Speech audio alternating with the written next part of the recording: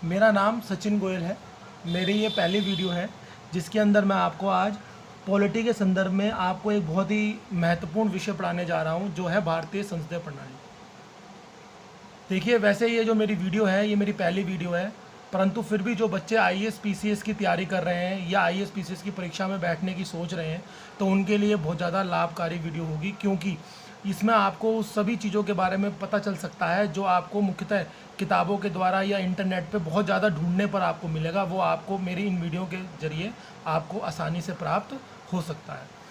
इतना ही नहीं, यदि कोई बच्चा आईएएस पीसीएस के अलावा भी कोई और परीक्षा की भी तैयारी कर रहा है और वो जीएस उसकी आती है उस परीक्षा में, तो जीएस में अगर उसको पॉलिटी में कोई प्रॉब्लम होती है तो पॉलिटी के संदर्भ में वह मेरे इस वीडियो का लाभ उठा सकता है। तो सबसे पहले जो मैं आज आपको पढ़ाने जा रहा हूँ, जो मेरी पहली वीडियो का पहला टॉपिक होगा, वो होगा भारतीय संसदीय प्रणाली।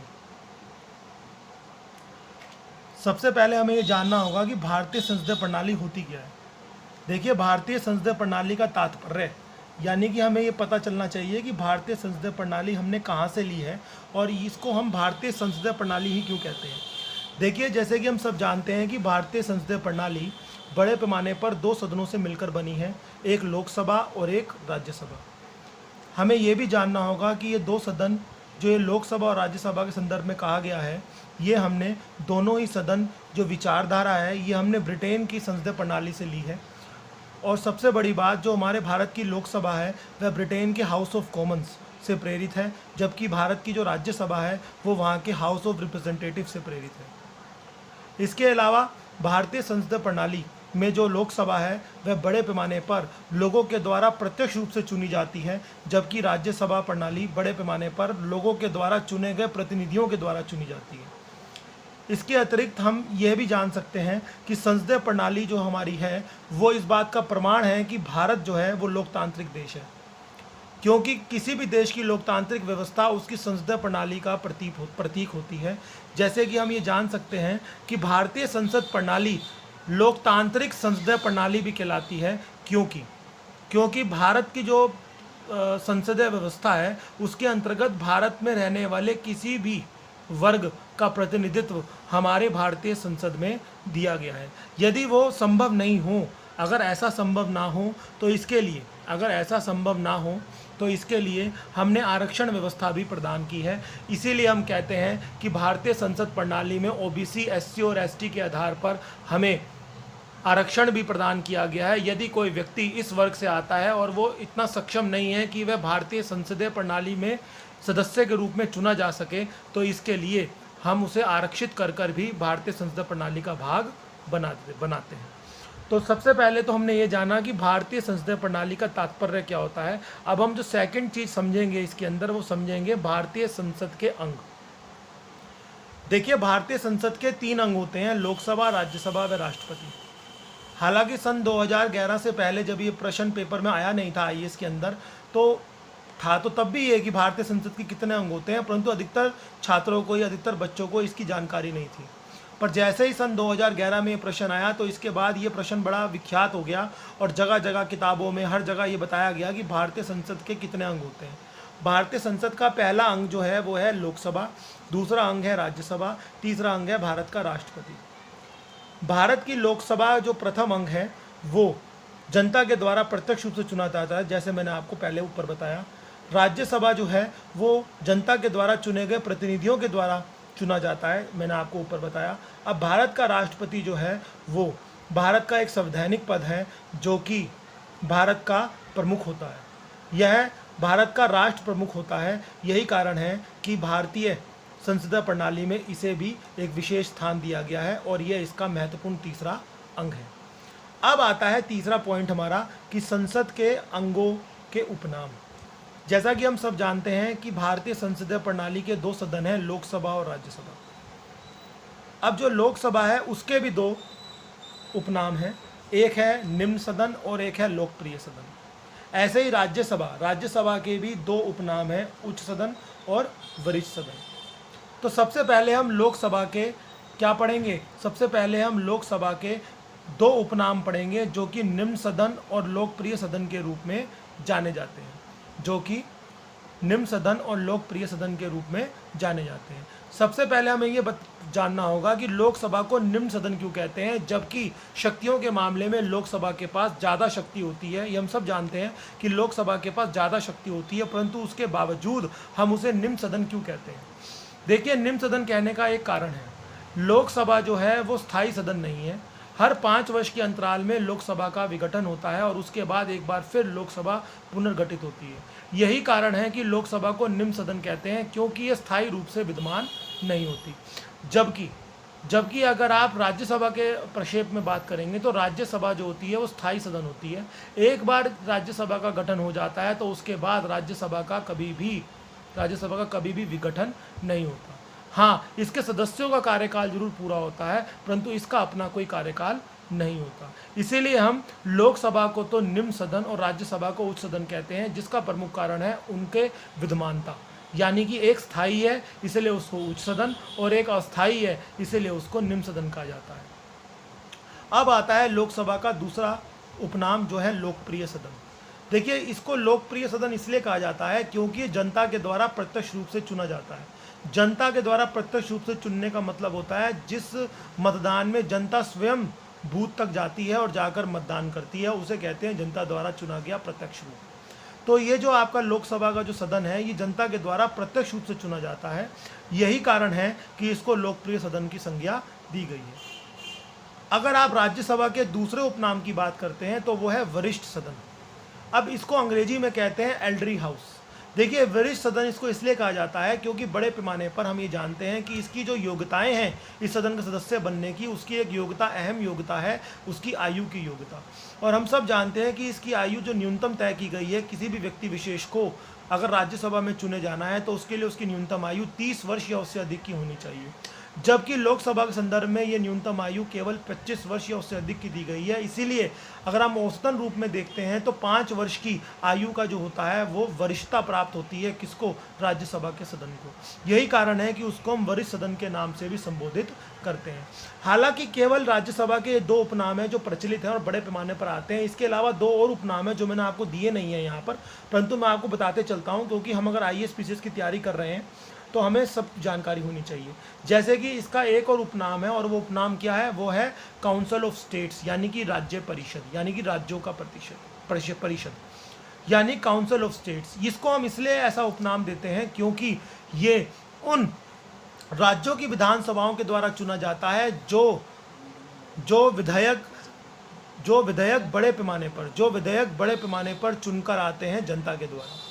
तो हमारे भारत के अंदर जितनी भी विधानसभाएं हैं उन सभी विधानसभाओं के सदस्य, जिनको हम विधायक कहते हैं या MLA कहते हैं, वो चुनकर सदस्यों को राज्यसभा में भेजते हैं। इसलिए हम राज्यसभा को काउंसिल ऑफ स्टेट्स यानी कि राज्य का परिषद कहकर भी पुकारते हैं।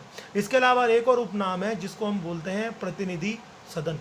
तो ये जो प्रतिनिधि सदन है ये भी इसलिए कहा जाता है क्योंकि इसमें जनता के प्रतिनिधि अब सदस्यों के रूप में चुनकर भेजते हैं, या जो जनता के प्रतिनिधि हैं जैसे कि MLA, वो इसमें सदस्य भेजते हैं चुनकर, इसलिए हम इस सदन को प्रतिनिधि सदन भी कहते हैं। हालांकि वो पेपर में ज़्यादा पूछते नहीं हैं ये दोनों सदन, इसलिए मैंने आपको केवल उच्च सदन और वरिष्ठ सदन के रूप में ही इसको आपने प्रदर्शित किया है, परंतु क्योंकि अगर IAS PCS की तैयारी कर रहे हैं तो आपको सबकी जानकारी होनी चाहिए।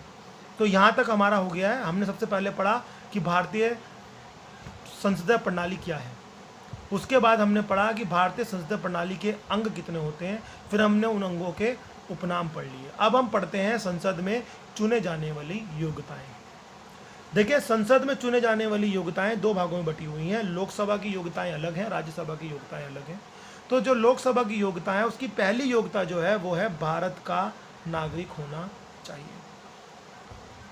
यह इसकी प्राथमिक योग्यता है। इसके बगैर आप ये मान के चलिए कि कोई भी व्यक्ति विशेष भारत में संसदीय सदस्य नहीं बन सकता। सबसे पहले मैं आपको ये भी बताना चाहूँगा कि ये जितनी भी मैं आपको योग्यताएं बता रहा हूँ ये योग्यताएं वैकल्पिक नहीं हैं, ये योग्यताएं अनिवार्य हैं। यानी कि ऐसा नहीं है कि इनमें से कोई 1, 2 या 3 या 4 योग्यताएं पूरी कर आप संसद का सदस्य बन सकते हो, नहीं।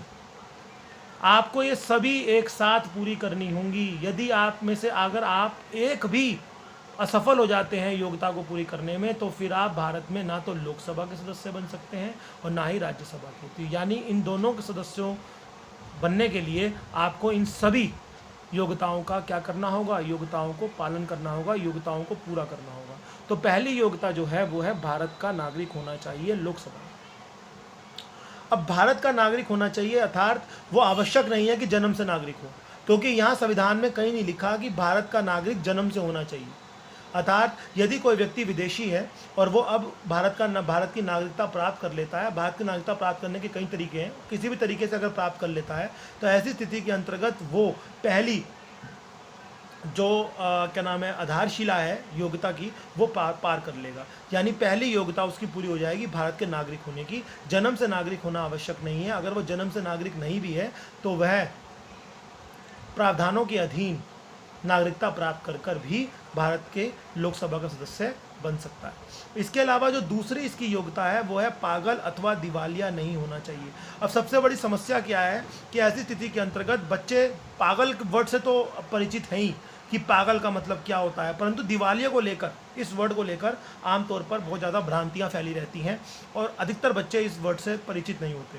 देखिए, यहाँ पागल से तात्पर्य ये है कि जिसका मानसिक संतुलन सही हो, जिसका मानसिक संतुलन असंतुलित ना हो। मतलब कि वो व्यक्ति जो कि अच्छा भला बुरा सब कुछ जानता हो और वो व्यक्ति किसी भी प्रकार से मानसिक असंतुलन से समस्या से पीड़ित ना हो, तो अगर कोई ऐसा व्यक्ति है तो वो व्यक्ति चुनाव नहीं लड़ सकता, वो योग्यता पूरी नहीं कर पाएगा। परंतु यदि कोई व्यक्ति दिवालिया भी है तो भी वो किसी भी हाल में चुनाव लड़ने में सक्षम होगा और उसकी योग्यता ये पूरी नहीं मानी जाएगी। यहाँ दिवालिया शब्द क्या है? यहाँ दिवालिया का तात्पर्य है कोई भी ऐसा व्यक्ति जो कि कर्जे में डूबा हुआ है और अब वह उस कर्जे से निजात पाने के लिए, कर्जे से छुटकारा पाने के लिए वह सरकार की शरण में जाता है और सरकार से गुहार लगाता है कि मेरे को देनदारों से खतरा है और देनदार मेरे को तंग कर रहे हैं, मेरे को इस समस्या से आप निजात दिलाइए। तो ऐसी स्थिति के अंतर्गत सरकार जो है वो बड़े पैमाने पर ये सुनिश्चित करती है कि आपकी देनदारी जितनी भी है, आपकी देनदारी भुगतान कर दी जाए। अब सरकार उसमें क्या करेगी? सरकार अपने पास से कोई पैसा नहीं देगी। सरकार क्या करेगी? जितनी भी संपत्तियां आपके पास इस समय बची हुई हैं, जो संपत्तियां आपके नाम पर हैं, उन संपत्तियों को वो बेचेगी और जितना भी रुपया प्राप्त होगा उसको अनुपात में आपके जो क्या नाम है लेनदार हैं, जो आपसे लेने वाले पैसे हैं, उनको दे देगी। तो मेरा कहने का मतलब क्या है कि जो आपके लेनदार होंगे उनको वो पैसा एक्सेप्ट करना पड़ेगा, चाहे वो लेनदार उससे आश्वस्त ही क्यों ना हो। तो वो जरूरी नहीं है कि उससे आश्वस्त हो। क्यों? क्योंकि जो लेनदार हैं वो बड़े पैमाने पर अपना पूरा पैसा चाहेंगे, क्योंकि उन्होंने तो पैसा पूरा दिया है। परंतु कभी कभी कैसा होता है कि आपके पास पैसे की कमी होती है, तो आपकी संपत्तियों के बेचने के बाद जो भी पैसा मिलता है वो अनुपातिक रूप से बांट दिया जाता है। अब एक बार अगर आप दिवालिया घोषित हो गए हैं और एक बार यदि आपकी संपत्तियों को बेचकर अगर एक बार आपके लेनदारों को पैसे दे दिए गए हैं, तो अब लेनदार बिल्कुल भी आपसे अपने पैसे के लिए मांग नहीं कर सकता। यानी कि वो व्यक्ति दिवालिया घोषित हो चुका है, अब वह किसी भी प्रकार की देनदारी से मुक्त है। परंतु अगर ऐसा व्यक्ति है तो वह भारत में चुनाव नहीं लड़ सकता, वो भारत में चुनाव लड़ने के लिए अयोग्य है। तो पहले आपको पहली कंडीशन भारत का नागरिक होना चाहिए, दूसरी पागल अथवा दिवालिया नहीं होना चाहिए। तो ऐसा व्यक्ति जरूर देनदारी से मुक्त हो जाता है, परंतु ऐसे व्यक्ति की जो क्रेडिबिलिटी होती है, यानी जो उसकी साख होती है, उस पर बट्टा लग जाता है। यही कारण है कि ऐसे व्यक्ति विशेष को प्रतिनिधित्व नहीं दिया जाता और इसीलिए उसकी जो ये क्या नाम है आपकी योग्यता है वो उसकी पूरी नहीं मानी जाएगी। अब आता है आपका तीसरा सबसे महत्वपूर्ण भाग है ये है आपका न्यूनतम आयु 25 या उससे अधिक की होनी आवश्यक है। देखिए, सबसे बड़ी बात यह है कि कोई भी व्यक्ति विशेष जो लोकसभा का चुनाव लड़ना चाहता है तो उसके लिए आवश्यक है कि उसकी न्यूनतम आयु 25 या उससे अधिक की हो।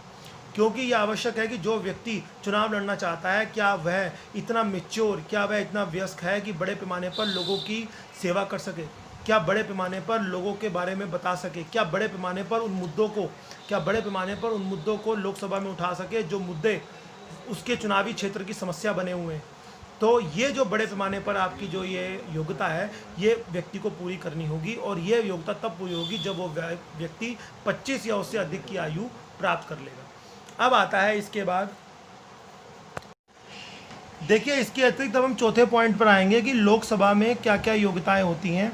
लोकसभा में देखिए सबसे बड़ी बात यह है कि लोकसभा के अंदर अब लाभ के पद पर नहीं होना चाहिए। अगर कोई व्यक्ति विशेष लाभ के पद पर है, अर्थात अगर वो किसी सरकारी नौकरी पर है, चाहे वो राज्य सरकार की हो, चाहे वो आपकी सेंट्रल गवर्नमेंट की हो, चाहे स्टेट गवर्नमेंट की हो, सेंट्रल गवर्नमेंट की हो, अगर वो किसी भी ऐसे सरकारी पद पर है, चाहे वो राज्य सरकार की हो, चाहे केंद्र सरकार की हो, तो ऐसा व्यक्ति चुनाव नहीं लड़ सकता। उसे चुनाव लड़ने से पहले उसको अपने पद से इस्तीफा देना होगा।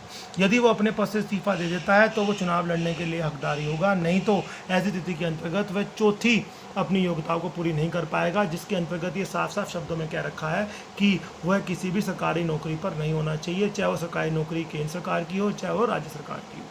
अब ये चारों की चारों जो मैंने आपको बताई हैं ये योग्यताएं, उनको पूरी करके कोई भी व्यक्ति बड़े पैमाने पर लोकसभा में चुनाव लड़ने के लिए हकदारी है और वो चुनाव लड़ सकता है। और चुनाव लड़ने के बाद अगर उसकी किस्मत साथ दे और जनता उसको पसंद करे तो वह लोकसभा में चुनकर भी जा सकता है। अब दूसरी बात आती है राज्यसभा।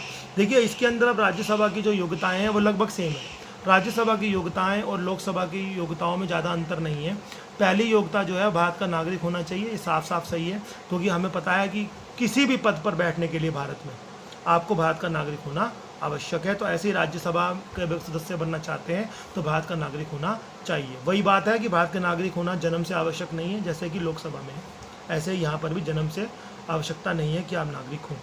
दूसरी कंडीशन जो है वो है न्यूनतम आयु 30 वर्ष की होनी चाहिए। देखिए अब ये न्यूनतम आयु जो है वो 30 वर्ष की होनी चाहिए, जबकि न्यूनतम आयु 25 वर्ष तय की गई थी लोकसभा के संदर्भ में। केवल एक यही अंतर है जो लोकसभा और राज्यसभा में आपको भिन्नता दिखाएगा, वरना योग्यता बिल्कुल सेम है। जो योग्यता लोकसभा की है वही योग्यता आपकी राज्यसभा की है, केवल इस न्यूनतम आयु की योग्यता को छोड़कर। न्यूनतम आयु की योग्यता जो है यहाँ पर 30 वर्ष है, ना कि 25 वर्ष जो कि लोकसभा के संदर्भ में आपको बताई गई है। इसके अलावा यही पागल अथवा दिवालिया नहीं होना चाहिए। जैसे कि मैंने आपको पहले भी बताया था कि पागल नहीं होना चाहिए व्यक्ति, यानी कि व्यक्ति बड़े पैमाने पर ऐसा होना चाहिए जो कि जिसका दिमागी संतुलन सही हो। अगर उसका दिमागी संतुलन सही नहीं है तो ऐसा व्यक्ति जो है ना वो पागल माना जाता है और ऐसा व्यक्ति जो है वो चुनाव नहीं लड़ सकता। इसके अतिरिक्त जो दिवालिया है वो भी मैं आपको पहले एक्सप्लेन कर चुका हूँ कि दिवालिया क्या है। दिवालिया क्या है, यानी पागल अथवा दिवालिया वो नहीं होना चाहिए। यदि अगर वो ऐसी स्थिति में है, चाहे वो पागल हो चाहे वो दिवालिया हो, तो ऐसी स्थिति के अंतर्गत आप चुनाव नहीं लड़ सकते, क्योंकि आप अपनी ये योग्यता पूरी नहीं कर पाएंगे। अब आती है आपकी अगली और आखिरी, ये भी वही है जो मैंने आपको ऊपर समझाया, लाभ के पद पर नहीं होना चाहिए, अर्थात सरकारी नौकरी पर नहीं होना चाहिए, चाहे केंद्र सरकार की हो चाहे राज्य सरकार की हो, दोनों में वो अगर है या किसी एक में भी है तो ऐसी स्थिति के अंतर्गत वो बड़े पैमाने पर चुनाव लड़ने में असक्षम होगा और वो योग्यता अपनी पूरी नहीं कर पाएगा। अर्थात यहाँ पर भी उसको चारों की चारों योग्यताएं पूरी करनी होंगी एक साथ। अगर वो नहीं पूरी कर पाता है तो राज्यसभा का सदस्य बनने के लिए वो हकदार नहीं होगा और राज्यसभा के लिए वो चुनाव नहीं लड़ पाएगा। अब इसके बाद जो हमारा पॉइंट आता है वो आता है लोकसभा व राज्यसभा की सीटों का आवंटन। देखिए लोकसभा में कुल सीटें जो हैं वो 552 है, 552। अब सबसे बड़ी बात यह है कि जो लोकसभा की कुल सीटें 552 यानी कि 552 यानी कि 552 जो बताई गई हैं ये कुल सीटें हैं, परंतु वर्तमान में जो सीटें हैं इस समय वो 545 हैं केवल, यानी कि 545। देखिए इनको भी हमें दो भागों में बांटा है। वो बांटा है निर्वाचित सीटें और एक बांटा है नामांकित सीटें। जो आपकी निर्वाचित सीटें हैं वो राज्य में अलग हैं और केंद्र शासित प्रदेश की अलग हैं। जो राज्य की सीटें हैं वो 530 हैं और जो केंद्र शासित प्रदेशों की सीटें हैं वो 13 हैं। टोटल मिलाकर 545 सीटें जो हैं वो आपको मिल जाती हैं। परंतु सबसे बड़ी बात यह है कि ये इनकी टोटल संख्या जो है वो केवल 543 ही हुई। यानी फिर दो सीटें कहाँ हैं, तो दो सीटें हैं आपकी एंग्लो भारतीय की सीटें, यानी अगर इनको कुल मिलाओगे आप तो ये 545 बैठती हैं। तो यानी 545 में से 543 सीटें जो हैं वो निर्वाचित सीटें हैं और 2 सीटें नामांकित सीटें हैं। तो 543 सीटों में से 530 राज्यों से चुनी जाती हैं और 13 सीटें केंद्र शासित प्रदेशों से चुनकर आती हैं। ये डायरेक्ट चुने जाते हैं, यानी जनता इनके लिए मतदान करती है। जैसे कि मैं आपको पहले वीडियो में बता चुका हूँ कि लोकसभा में सीटें जो होती हैं वो निर्वाचित की जाती हैं और वो सीटें जो होती हैं वो जनता के द्वारा प्रत्यक्ष रूप से चुनी जाती हैं, उनमें मतदान प्रत्यक्ष रूप से किया जाता है। अब यहाँ पर एक बात मैं आपको बता दूं, जो एंग्लो भारतीय सीटें हैं ये दो ये बहुत जल्दी समाप्त हो जाएंगी। हालांकि अभी समाप्त हुई हैं नहीं हुई हैं क्योंकि लॉकडाउन बीच में हो गया, जिसके कारण अभी जो आपका लोकसभा और राज्यसभा की जो बैठक है वो अभी हो नहीं पाई है। हालांकि बिल इसके संदर्भ में आ चुका है। अब वो बिल जैसे ही पास होगा तो ये सीटें जो हैं 543 हो जाएंगी, जो अब वर्तमान में 545 है। यानी इस एंग्लो भारतीय सीटों की जो संख्या 2 है, ये एंग्लो भारतीय सीटें ही समाप्त हो जाएंगी, क्योंकि अब गवर्नमेंट के अनुसार एंग्लो भारतीय समुदाय को अब इतना वो असक्षम नहीं है कि उनको रिजर्वेशन देकर हम उनको पहुंचाएं कहाँ पर, लोकसभा में। अब वो बड़े पैमाने पर विकसित हो चुके हैं और बड़े पैमाने पर खुद भी वो राजनीति में अब अपनी रुचि दिखाते हैं। यही कारण है कि इन सीटों का अब जो है समाप्त करना लगभग अब सुनिश्चित है और ये सीटें जो हैं अब वो समाप्त कर दी जाएंगी। हालांकि अभी सीटें समाप्त नहीं हुई हैं। यही कारण है कि मैं आपको अभी भी 545 सीटों के हिसाब से ही पढ़ा रहा हूँ और निर्वाचित और नामांकन सीटों के हिसाब से मैंने आपको पढ़ाया है। और निर्वाचित में भी राज्य की सीटें 530 हैं और केंद्र शासित प्रदेशों की सीटें 13 हैं। टोटल 543 सीटें निर्वाचित से आती हैं और नामांकित से 2 आती हैं एंग्लो भारतीय समुदाय से। यहाँ पर मैं आपको बता दूँ एंग्लो भारतीय समुदाय क्या होता है। एक ऐसा व्यक्ति जिसके माता पिता में से कोई एक व्यक्ति भारतीय और एक ब्रिटिश हो। सबसे बड़ी बात है ब्रिटिश हो। अधिकतर लोग जो ये समझते हैं कि एंग्लो भारतीय समुदाय का मतलब होता है कि एक व्यक्ति आपके माता पिता में से भारतीय और एक विदेशी हो। ऐसा नहीं है। आपके माता पिता में से कोई भी एक भारतीय और दूसरा ब्रिटिश होना अनिवार्य है। विदेशी होने की कोई शर्त नहीं है। अगर वो विदेशी है तो ऐसी स्थिति के अंतर्गत वो एंग्लो भारतीय समुदाय का नहीं आएगा। आपके माता पिता में से एक भारतीय और दूसरा ब्रिटिश होना अनिवार्य है, तभी आप इस समुदाय के सदस्य कहलाएंगे, तभी आप इस समुदाय वर्ग के कहलाएंगे। और जैसे ही आप इस समुदाय वर्ग के कहलाएंगे तो फिर आप इस नामांकित सीटों में नामांकित किए जा सकते हैं और ये नामांकन भारत के राष्ट्रपति के द्वारा किया जाता है। हालांकि अब मैं आपको बता ही चुका हूँ जैसे कि ये सीटें अब बहुत जल्दी ख़त्म होने वाली हैं, फिर भी आपको पढ़ना होगा क्योंकि अभी फ़िलहाल इस पर अभी कोई ऐसा नियम केवल रखा गया है, अभी पारित नहीं हुआ है। जब पारित हो जाएगा तो ऐसी स्थिति के अंतर्गत आप फिर 543 सीटों को ही पढ़ेंगे। अब इसके अलावा अब हमें राज्यसभा के बारे में पढ़ना है। अब जो अगला जो हमारा सेगमेंट है, ये सेगमेंट है राज्यसभा की सीटों का आवंटन। हालांकि राज्यसभा की सीटों का जो अनुच्छेद है वो हम सब जानते हैं कि अनुच्छेद 80 है और लोकसभा जो मैंने आपको पीछे पढ़ाया उसका अनुच्छेद जो था वो 79 था। परंतु ये जो अनुच्छेद है वो 80 अनुच्छेद है जो राज्यसभा की सीटों का बंटवारा आपको बताता है। देखिए राज्यसभा में कुल सीटों की संख्या 250 है, परंतु आज वर्तमान में 245 सीटें ही केवल विद्यमान हैं। अब इसके अंदर भी 2 प्रकार की सीटें हैं, एक तो निर्वाचित सीटें होती हैं और दूसरी होती है नामांकित सीटें। निर्वाचित सीटें जो इनमें हैं वो हैं 233, जबकि जो नामांकित सीटें हैं वो हैं 12। और इन नामांकित सीटों का जो नामांकन है वो भारत का राष्ट्रपति करता है, जबकि ये सीटें जो निर्वाचित 233 हैं ये भारत की विभिन्न विधानसभाओं के द्वारा चुनकर भेजी जाती हैं। और विधानसभा के सदस्य जिनको हम आज की डेट में MLA या हम विधायक कहते हैं, वो अपने तर्ज पर व्यक्तियों को चुनकर निर्वाचित कर राज्यसभा में भेजते हैं। तो ये टोटल सीटें 233 और यहाँ पर 12, यानी कुल मिलाकर 245। हालांकि इनकी कुल सीटों की संख्या जो है वो 250 है, पर 5 सीटें जो हैं वो इस समय समाप्त की जा चुकी हैं या समाप्त की गई हैं और वो की गई हैं राज्यों की। तो इस प्रकार से हमने आपको राज्यसभा के बारे में बताया, सीटों का बंटवारा। तो हमने जो आज ये जो मेरी जो पहली क्लास थी जो भारतीय संसद प्रणाली की जो मैंने आपको बताया, उसमें मैंने आपको पहले आशय बताया कि किस तरीके से हम क्यों इसको भारतीय संसद प्रणाली कहते हैं, ये क्यों भारतीय संसद प्रणाली है और ये क्या है। इसके अलावा मैंने आपको भारतीय संसद प्रणाली के मैंने आपको अंग बताए कि कितने अंगों में भारतीय संसद बटी हुई है। इसके अलावा मैंने फिर आपको उसके उपनाम बताए लोकसभा और राज्यसभा के। इसके बाद मैंने आपको इनकी योग्यताएं बताई, लोकसभा की अलग और राज्यसभा की अलग। इसके बाद मैंने आपको इनकी सीटों का बंटवारा बताया कि लोकसभा में कैसे सीटों का बंटवारा किया गया है आर्टिकल 79 के तहत और कैसे राज्यसभा में सीटों का बंटवारा किया गया आर्टिकल 80 के तहत। तो ये सब जो मैंने आपको बताया, ये मैंने आपको अपनी प्रथम वीडियो जो पहली वीडियो मैंने आपको बनाई है, जो मेरी डेब्यू वीडियो है, जो मैंने अपनी पहली बार बनाई है, तो मैंने आपको बताया। इसके बाद जो मैं आपको दूसरी वीडियो बनाऊंगा, जो दूसरी वीडियो आएगी, इसकी सेकंड पार्ट आएगा, वो मैं आपको बताऊंगा कि किस तरीके से इनकी शक्तियाँ भिन्न हैं। मतलब कोई विशेषाधिकार क्या लोकसभा के पास हैं या कोई विशेषाधिकार क्या राज्यसभा के पास हैं, तो वो मैं आपको बताऊंगा। और इसके अलावा फिर मैं आपको अगली जो इसके बाद की जो वीडियो बनाऊंगा, वो वीडियो मैं आपको बताऊंगा कि किस प्रकार से भारत के राष्ट्रपति के संदर्भ में प्रावधान भारतीय संविधान में दिए गए। परंतु मैं इसको ख़त्म करने से पहले आपको बताना चाहूँगा कि यदि अगर आप मेरी इस वीडियो को लाइक करते हैं और इस वीडियो को सब्सक्राइब करते हैं तो आप अन्य मेरी वीडियो का भी आनंद ले सकते हैं, क्योंकि मैं केवल तभी डाल पाऊँगा अगली वीडियो जब मुझे इसका अच्छा रिस्पॉन्स मिलेगा, क्योंकि फिर